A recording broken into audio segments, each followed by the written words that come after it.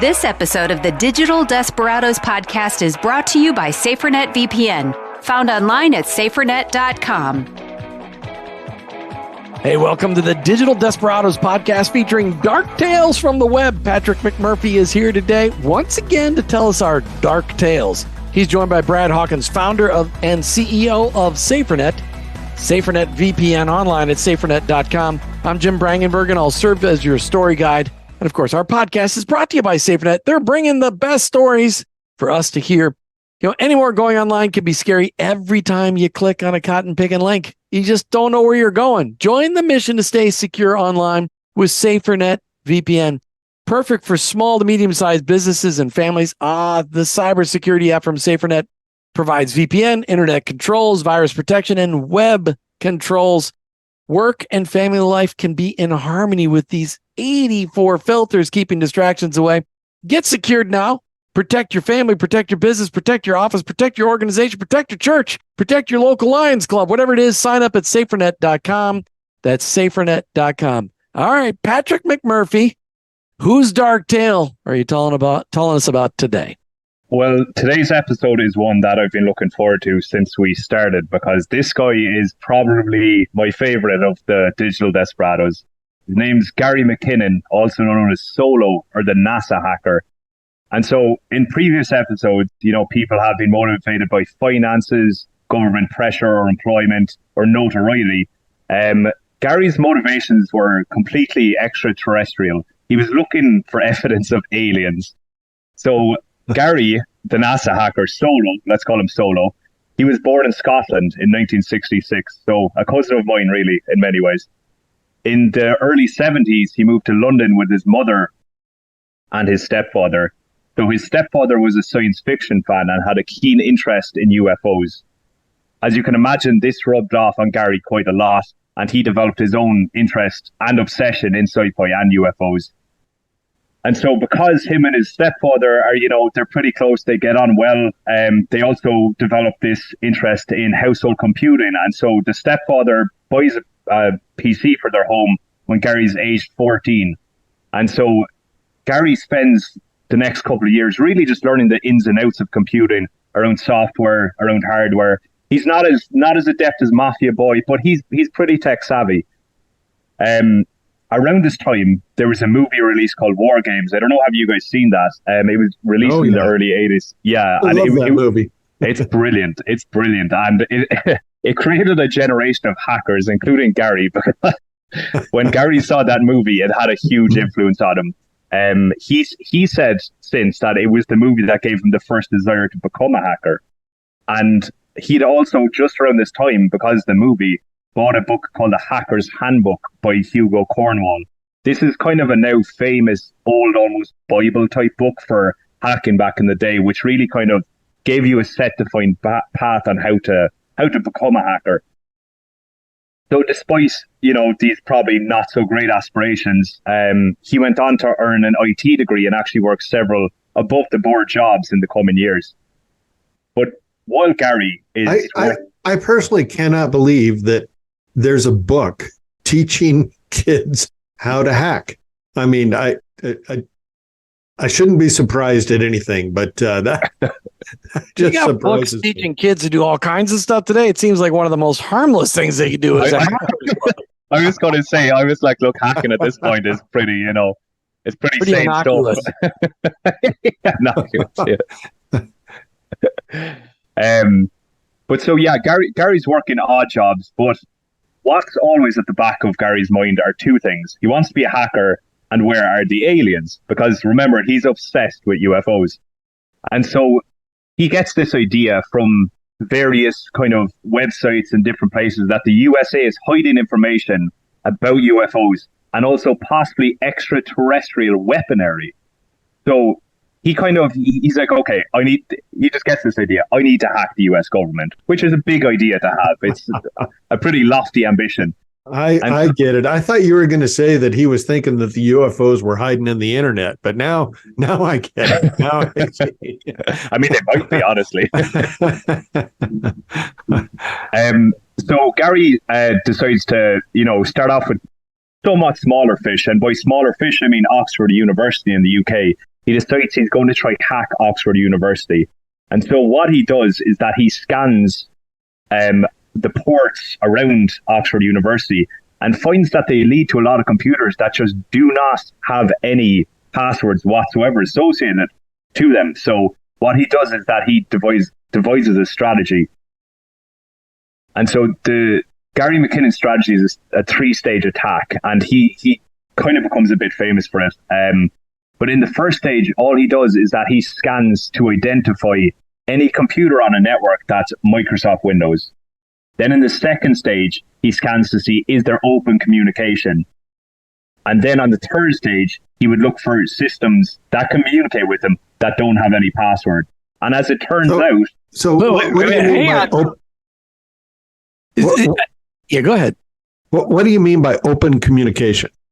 That they're not closed off, as in that they have there may be internal computers within, like a university are going to have internal computers within a network.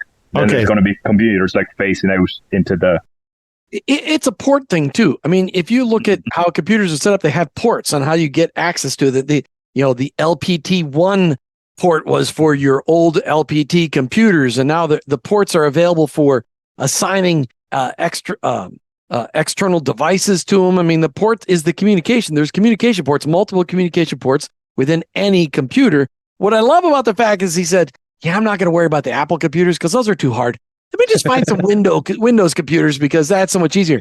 I also noticed that he didn't say, I'm looking for Linux computers or Unix operating system computers. No, just Windows computers because that's such great software. I can hack into that. I love that. And that's what's sad about our world. That's why you need SaferNet VPN, because every time you go online, your heart and your soul are under attack, and so is your computer. You got to secure your computer. You got to secure your workplace, your family place with SaferNet. Simplified cybersecurity for businesses and families. They got a VPN, which maybe we'll have Brad describe that on one of these episodes. What is a VPN anyway? Internet controls, virus protection, website filters.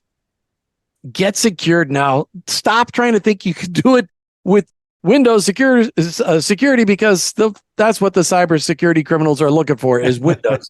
SaferNet.com. That's SaferNet.com. All right, Patrick, you just told us the most disconcerting thing. Any of us running Windows computers, that's what hackers are looking for. Yeah. And the thing is that the majority of computers that Gary looked at, they all had no password. And so in terms from the network side, and so he made use of a legitimate program called Remote Anywhere, which allows someone to remotely access a computer. And just so you know, PC Anywhere and Remote Anywhere, literally, it just once you were connected to a computer, you could control that computer from anywhere in the world because I used that software and it had no security features at all. And so really what Gary's doing, this actually isn't complex hacking by any means. This isn't your game over Zeus, banking Trojan, deploy crypto locker. It's very simplistic, but it's so effective. That's what kind of makes it genius. It's simple stuff, but all the doors are open to them. So if it works, it works. And so Gary employs a strategy over the next 13 months, all done from a couch in his girlfriend's living room using a 56K dial-up modem. His main objective over these 13 months is to find evidence of UFOs, free energy technologies, and technologies that are potentially being kept hidden from the public by the USA. So in these 13 months, Gary uses the 3-stage strategy and he hacks into NASA, the US Army, the US Navy, the Air Force, and the Department of Defense all successfully. Oh my God! With the simplest technology. Yeah, with the most simple method he could devise, and so this period is later called the biggest military computer hack of all time, which it was. Wow. And so Gary was kind of playful. He would leave calling cards on systems, just kind of messages mocking system sysadmins, as in system administrators, calling them out for bad security. He also signed his name as Solo, which is more than likely a Star Wars tribute because we know he was a sci-fi nerd and he liked aliens. And this is where Gary begins to find what he's looking for. Now, when I was writing these notes, I was like, am I going to go deeply into what Gary found, or are we going to, like, we're going to become InfoWars real quick if I get deep into this. So I won't go too deep into what Gary found, but and I'm unsure how much. Did he find evidence of Martians on NASA's computer? Well, given what the Pentagon findings have revealed in the last 12 months or so, I'll let you judge. But he claims to have found object of UFOs. He said he's found satellite imagery of unknown objects, which he calls silvery cigar-shaped objects with geodesic spheres on either side. He found all these images. Now, here's the kicker. He said he couldn't download them due to the file size on a 56K modem. And as someone who's grown up with a 56K modem, completely understand, Gary. I know that. Oh, yeah. Now, entering more probably into the realm of science fiction, Gary claims to have found Excel spreadsheet named non-terrestrial officers, which he claims lists U.S. Air Force staff who are not born on Earth. But, you can take that or leave it. Now, the thing was, Gary was really damaging a lot of the computers at the time, and this was right after 9/11 as well, which is not a great time to be making military attacks in the US. A lot of the systems were crashed. He would delete, like, operating system critical files. There was 2,000 computers across the board shut down entirely. 2,000 within those government bodies we spoke of. The US later claimed it was $1 million in damages. I feel that's probably higher. Now, what was his motivation? Do you know that would cause him to want to destroy or crash the computers that he just got into? What value was that to him? Probably just kind of a bit of an up yours to people for not telling the public about UFOs in his mind. I understand. Now, Patrick, let me take you back. So he had a 3-stage approach to break into these computer systems. Yeah. Breaking into the military computer systems with a simple approach is just fascinating to me. But do you have any idea how he got in the first place? I understand once he got in to be able to analyze whether or not they're Windows computers or not, but how did he actually get into it? Do you know? As in, you can scan ports legitimately, like right now if you want, it's not. But as in to actually access them when he had scanned them, he just checked for ones without passwords, which turned out to be most. Yeah, it's so simplistic, it sounds silly. But that's what security was like in 2001. How critical is it to have a password, even if it's a simple password, but to have a password on your computer? Yeah. On your network, at least, if you're, especially if you work for the government and have evidence of UFOs in your computer. If you could have only downloaded those files. Look, yeah. Joe Rogan show would sound a lot different today. I'd like to know if one of those military officers eventually got elected to office. But you know what? Wouldn't surprise me. Wouldn't surprise Gary McKinnon either. I want it noted I'm being quiet. Now, for all Gary's deeds, he really did not hide his tracks at all. He was tracked down nearly immediately, and he was arrested by the National High-Tech Crime Unit, which are the UK authorities, on the morning of March 19th, 2002. And so Gary learns, if extradited, he faces a 70-year-long prison sentence in the US, which is kind of understandable. You just hacked all of their government computers. And so we kind of get into the murky waters of geopolitical ramifications, everyone's favorite subject at the moment. So the extradition fight went on actually for a decade. He was always losing court hearings. He was always appealing them. In the late 2000s, he was actually diagnosed with Asperger's syndrome. And so that really got the public onto it, especially the British public, onto his side a lot. There was a belief he would be treated as a terrorist. He might face, special administrative measures, which could lead to things like prolonged solitary confinement. So there was mass protests against Gary's extradition. Celebrities got involved. I think Pink Floyd even recorded a song with Gary. I haven't listened to it. It's probably about aliens, to be fair. Could be like one of Bowie's alien songs, But So now I'm just curious, is there a less charge or a less penalty for breaking into the military if they leave it wide open with no passwords? No, you still get 70 years. And just for the audience listening and can't understand Patrick's accent, he's not saying 17 years. He's saying 70 years. Sorry, 70.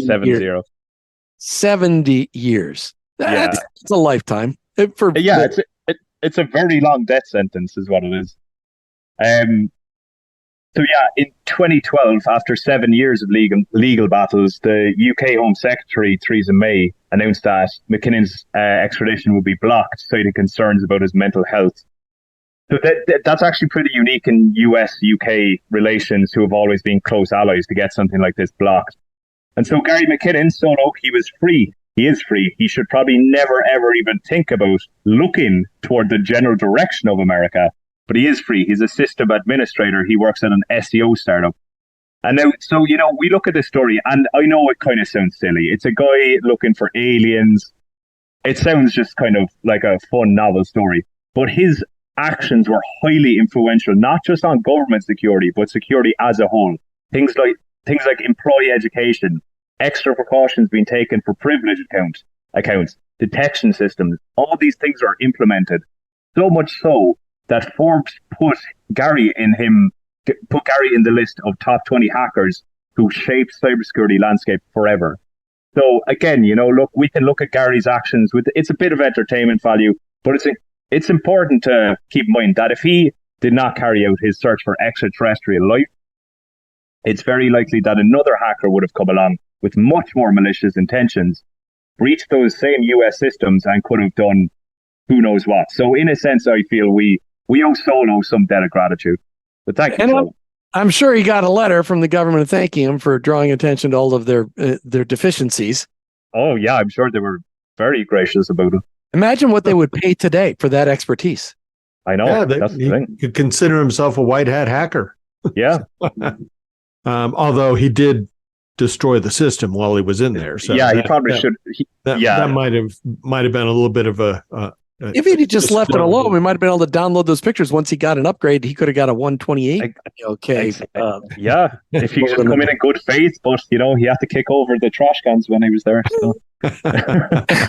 But how many of us have done that? You're like, I was just watching I was reading a book where the villain every time left a signal where he was. I've been here, and he left a little. I'm like, why do that? Just get out of there anonymously. Doesn't make sense. I'd really like to see that spreadsheet, though. That'd be a lot of fun to see all the named or unnamed aliens that are part of that. So. Yeah. No, he has released a few of those names, by the way. He did download a lot of those Excel files, and when people have searched for the names, they do not show up anywhere, as if they don't exist. So make of that what you will. But none of those names are released here on the Digital Desperados podcast because Patrick's afraid for his life. That's why. It's the aliens. It's the aliens. But and in the last 12 months, honestly, I think Gary McKinnon, he's been proven. I think he's been exonerated a little bit for sure. A little? They got video. Yeah. You heard it here. The internet and everything digital can have a dark side with many dark players like Gary McKinnon or Solo or the NASA hacker. It's why you need SaferNet by your side, VPN, just to keep your where you are private. And boy, antivirus, web filters. Thanks so much to SaferNet for supporting our efforts to bring these stories to your ears and giving them the exposure that they need. And for your own security and the security of those you love and those you work with, check out safernet.com. Get secured today. It's ridiculous if you don't. Till the next time, click only on the attachments that you trust and the links that you trust from those that you get emails from that you trust, and delete the rest. Clean out your trash can, reboot your computer, or you may become the next victim of a digital desperado. This episode of the Digital Desperados Podcast is brought to you by SaferNet VPN, found online at safernet.com. If it's easy to use, you'll use it. What if you had one place to monitor all the internet activity of everyone in your family? Attention, I Work for Him listeners. Safeguard your business and family with SaferNet VPN. We deliver top-notch cybersecurity with a user-friendly approach. Protect sensitive data with a virtual private network and shield loved ones from harmful content with 84 internet filters. Choose SaferNet VPN for peace of mind. Get secured now. Sign up with SaferNet.com. That's SaferNet.com.